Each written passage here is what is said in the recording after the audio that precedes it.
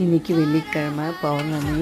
அப்புறம் சிவபெருமானுக்கு வந்து இன்றைக்கி எல்லா கோவிலும் அன்னாபிஷேகம் நடக்கும். ஸோ அதனால் நான் வீட்டில் சாமி கும்பிட்டுக்காக ஒரு நைவேத்தியம் பண்ணுற செஞ்சு சாமி கொடுத்துருக்காங்க. இன்றைக்கி நான் வந்து கல்கண்டு பாயசம் செஞ்சேன். பர்ச்சேஸ் ஒரு கப்பு எடுத்து நான் 10 நிமிஷம் ஒரு பாத்திரத்தில் பாலை ஊற்றி அந்த பால்லேயே வந்து அந்த அரிசி நல்லா வேக வச்சு கொஞ்சம் தண்ணி ஆட் பண்ணிட்டு அதை நல்லா குழைய வேக வச்சுட்டு அதுக்கப்புறம் நல்லா மசிச்சுட்டேன்.